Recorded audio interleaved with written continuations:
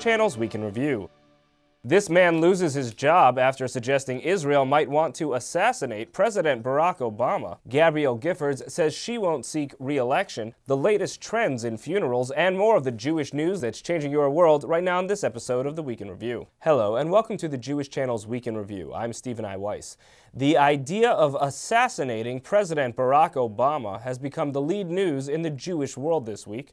It was floated as a potential solution to war with Hezbollah and Hamas in the weekly column of Atlanta Jewish Times publisher Andrew Adler. While the column only ran in the newspaper's print edition July 13th, it was brought to light by Gawker.com's John Cook in a post last Friday. In the column, Adler wrote that Israeli Prime Minister Benjamin Netanyahu had three potential responses to the possibility of a full military conflict with Hezbollah and Hamas. The third one is the one that floated the possibility of assassination. Here's what he wrote. 3. Give the go-ahead for U.S.-based Mossad agents to take out a president deemed unfriendly to Israel in order for the current vice president to take his place, and forcefully dictate that the United States policy includes its helping the Jewish state obliterate its enemies.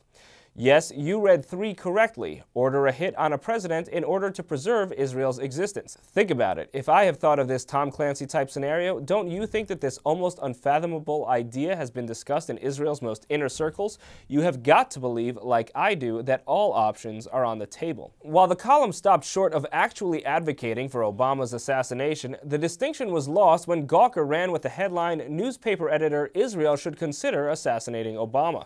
Condemnations of Adler's column are too many to detail, but include the Anti-Defamation League and the Simon Wiesenthal Center. Adler was invited to appear on Atlanta Interfaith Broadcasting, where he offered a tear-filled apology. I apologize to everybody out there who I've hurt. In no way are my intention to do that. I was basically writing the column to draw interest, I guess, to the Iranian situation and to get people's reaction to it. And by no ways, means, shape, or form to suggest, advocate, or anything that I wrote.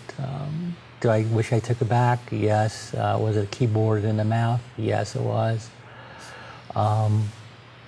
All I can do right now is just let President Obama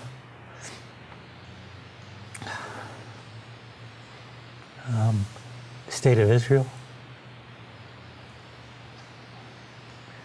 everybody affected, the Atlanta Jewish community. I'm sincerely sorry for what has transpired. The local Jewish Federation in Atlanta condemned his remarks and called for Adler to step down and either relinquish all editorial responsibilities or sell the newspaper, saying that the Federation would end its relationship with the newspaper if those conditions were not met. In an email reported by JTA, Adler said on Monday he is, quote, relinquishing all day-to-day activities effective immediately, and promoted staff writer John McCurdy to the position of managing editor. While the JTA initially reported that Adler was selling the paper, the business manager told CNN that the paper is not for sale.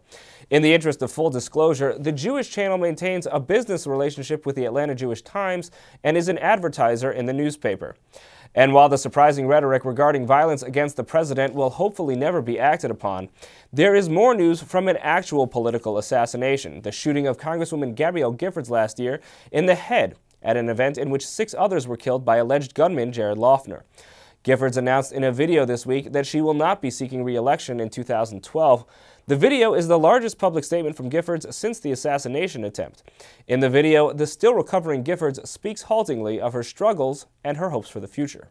I don't remember much from that horrible day.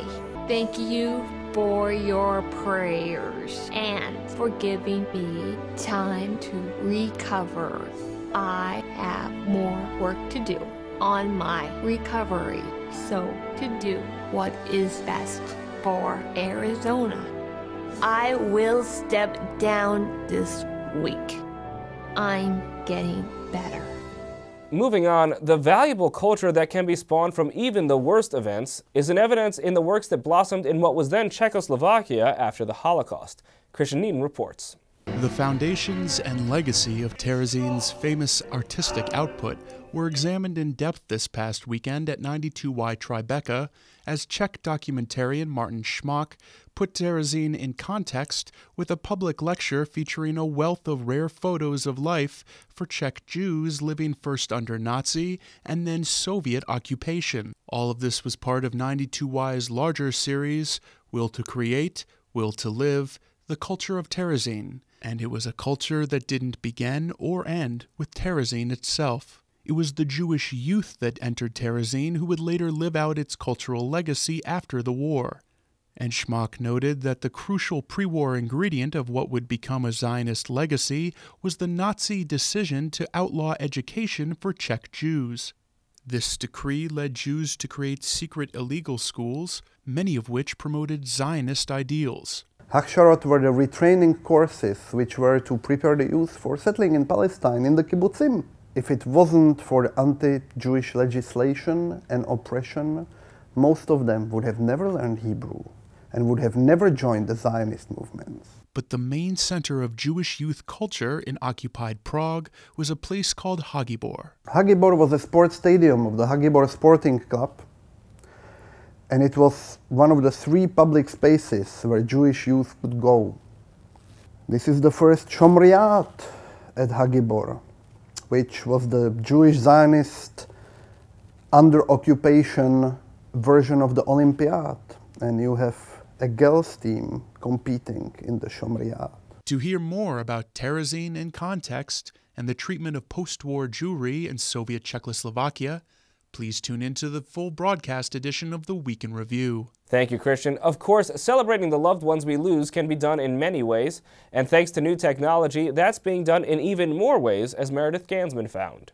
In today's digital age, even the oldest Jewish traditions, like attending a funeral or paying a shiva call, are changing for our high-speed online world. Plaza Community Chapel in Manhattan, which introduced the ArtSite app, has been at the forefront of this new trend of virtual mourning. In order to reach those unable to attend a funeral, Plaza Community Chapel has been webcasting funeral services for families for the past 9 years. The first service that we streamed was for a grandmother who died, and her grandson was doing semester abroad in Barcelona.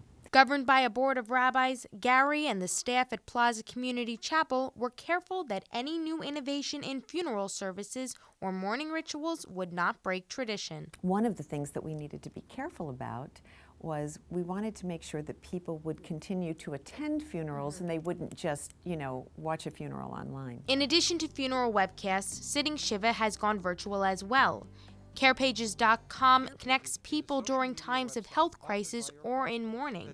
The site's David Siegel explained how the website allows people to surround and to support family members online through sharing photos, stories, and messages for their loved ones. To be able to go online and to be able to see other people who have gone through either similar health conditions as you, and search for those health conditions, which one can do on Care Pages, or go through similar grieving experiences as you and hear about how they survived and how they made it through, is a wonderful way in which a virtual Shiva is incredibly additive and really complementary to the concept of Shiva. But what do rabbis think of virtual mourning? We prefer, obviously, that when there's a Shiva, that a person confront, a person be there in person, because you want someone to talk to, you want to look at someone. And that's the ideal. But where that can't be, then there's an alternative. To see how new techie additions to Jewish funeral and mourning traditions continue to develop, tune into the full broadcast version of the Week in Review. Thank you, Meredith. Finally, with the appointment of Orthodox Jew Jacob Lew as Chief of Staff to President Barack Obama, we convened a panel of leading Orthodox political professionals to discuss how he'll handle the sometimes competing obligations of strict observance to Orthodox regulations and service to the President and people of the United States. Here are the highlights. Well, I think the one thing that's remarkable that really should be said is that politics and government is increasingly a 24/7 business.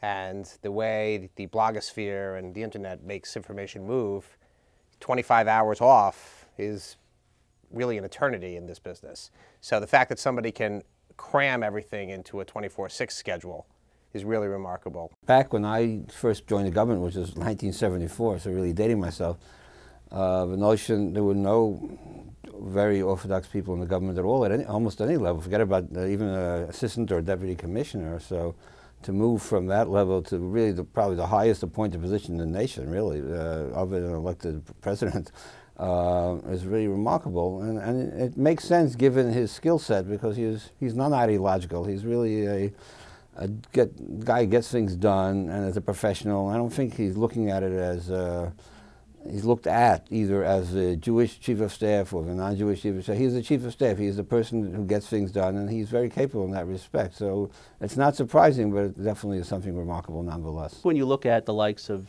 Joe Lieberman and Shelley Silver, now Jack Lew, and others who have, reached the sort of the pinnacle in terms of where they are in their political career, and at the same time be able to keep what's important and valuable to them on a religious level, I think that's a shining example to everyone, not just to Jews, but to non-Jews as well. I think that people can look to him, younger people who are Orthodox, and say, look what has been achieved. We have a United States Senator who, as Jonathan said, might have been the Vice President of the United States, and we have a Chief of Staff to the President of the United States.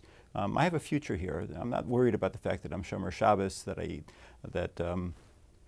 eat kosher. I think that people feel much better now about where their prospects are within the governmental roles that they potentially might play. You can view the rest of this panel in the weekly news category on the Jewish Channel on cable. That's all for this week. From all of us here at the Jewish Channel, be well. The Jewish Channel is available on cable. Time Warner Cable Channel 528, IO Optimum Channel 291, RCN Channel 268, Bright House Channel 330, Verizon Fios Channel 900, Cox Channel 1, Frontier Communications, and now on Comcast Cable in the on-demand menu under Premium Channels. For more information, visit tjctv.com.